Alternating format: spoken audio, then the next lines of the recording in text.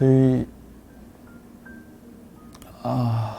마음이 좀 아픈데요. 이제 이따가 KT 퇴직한 거 후회하지 않냐고 여쭤보실 거잖아요. 사실 그 KT 후배들 만나면 이런 이야기를 해요. 그때 내가 퇴직한다고 용기를 안 냈어야 되는데 그때 괜히 용기를 내가지고 나 지금 이 고생하고 있어 라고 이야기를 하는데, 실제로 마음속에서는 그냥 그 후회해 본 적은 없는 것 같아요. 근데 제가 저희 와이프를 설득을 해서 그만두게 했지 않습니까? 근데 이제 남편이 벌어오는 수입이 일정치를 않고, 그러니까 겨울에는 수입이 없어요. 또 여름에 없고 봄, 가을에 몰려 있는데, 프리랜서 생활이라는 게 내가 이 일을 하면 두 가지를 동시에 하기 진짜 어렵거든요. 일은 몰리고 수입이 이렇더라고요. 그래서 와이프가 보다 못해서 재취업을 했어요. 1년 만에.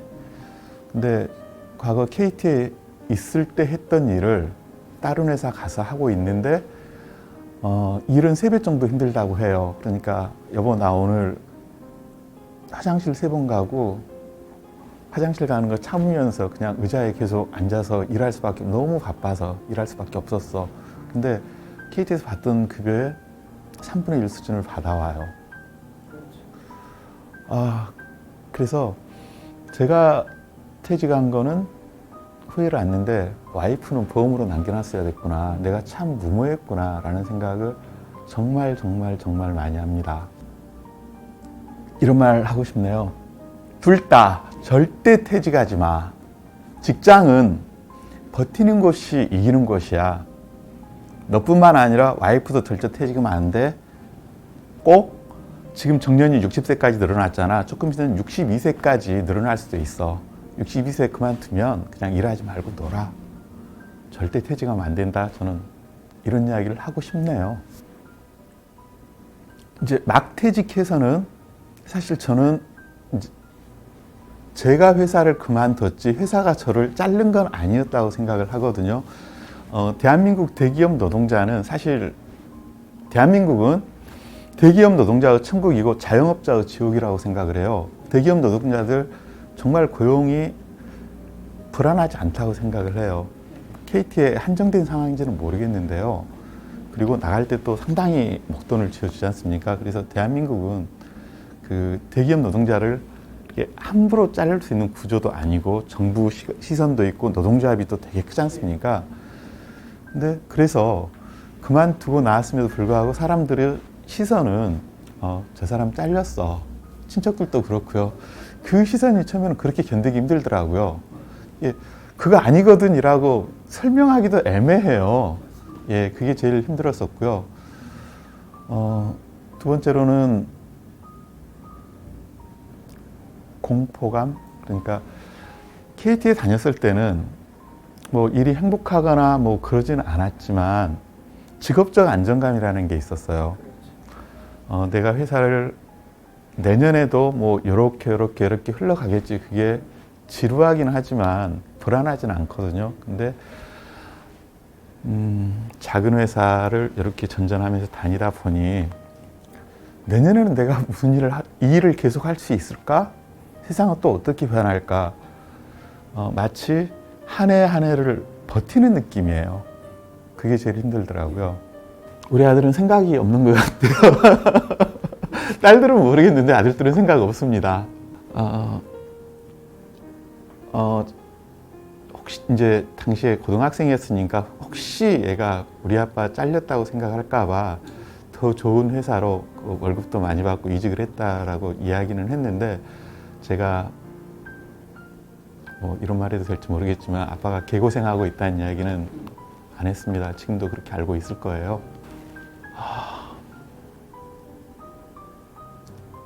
퇴직 전 생각과 퇴직 후 생각이 많이 틀린데요. 이제 퇴직 전에 이런 생각을 했었어요. 토요일, 일요일 날 회사에 이제 일을 하러 출근을 하면 어떤 직원이 이렇게 나와서 뭔가 하고 있어요.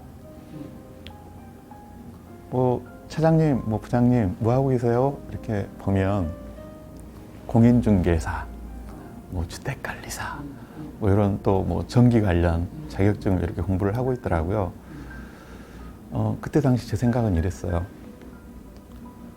어떤 사람이 한 업에 20년, 30년 종사를 하면 거기서 얻은 지식과 경험으로 먹고 살 수 있어야 된다. 그 지식과 경험을 팔아서. 그래서 평생 30년 동안 KT를 다니고 한 번도 안 해본 공인중개사, 주택관리사 일을 하는 것보다 지금 하고 있는 일을 더 열심히 하는 게 훨씬 도움되지 않을까? 그런 말을 해주고 싶더라고요. 퇴직 전에. 퇴직 후에는 생각이 많이 틀려요.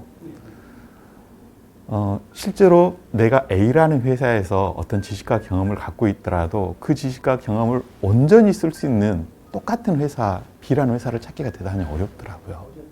예. 그러니까 A라는 회사와 B라는 회사가 하는 일이 같으면 우리나라에 똑같은 회사가 수없이 많은 거잖아요. 근데 모든 회사는 조금씩 틀리더라고요. 그래서 실제로 A라는 회사의 전문성이 B라는 회사에 안 맞기도 하고 어긋나기도 하고, 그래서 그때 그 동료 선배들이 현명했을 수도 있겠다.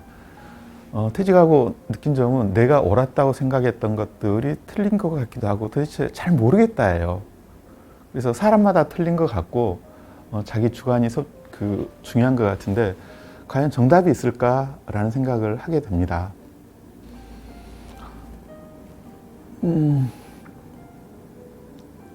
가족들이 좀 더 애틋해졌고요. 그러니까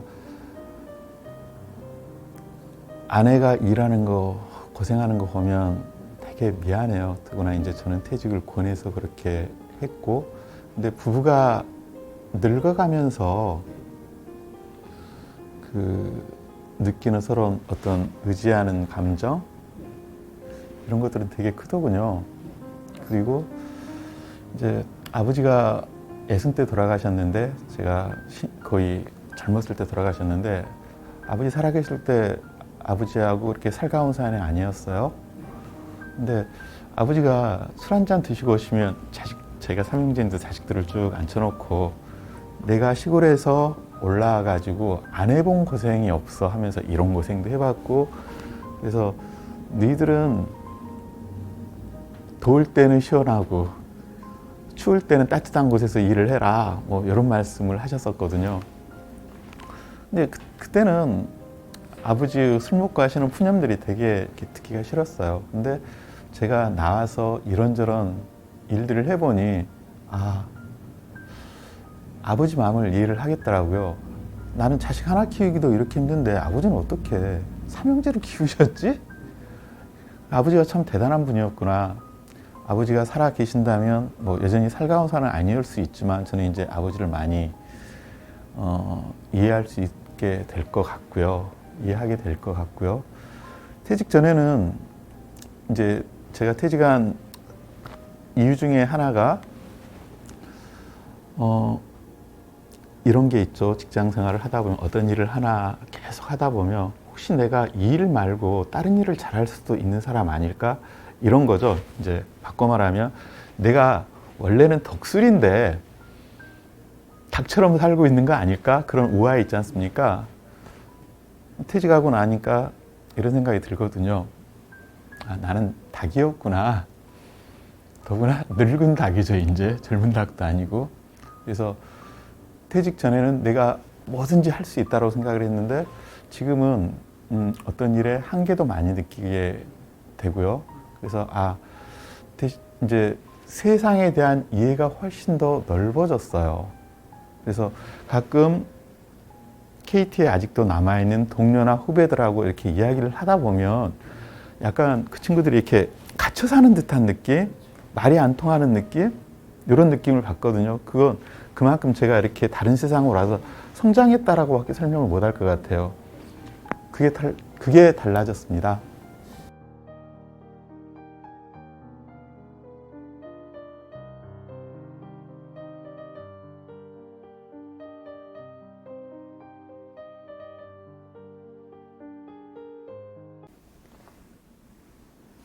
안녕하세요. 너하나의 은퇴학교입니다.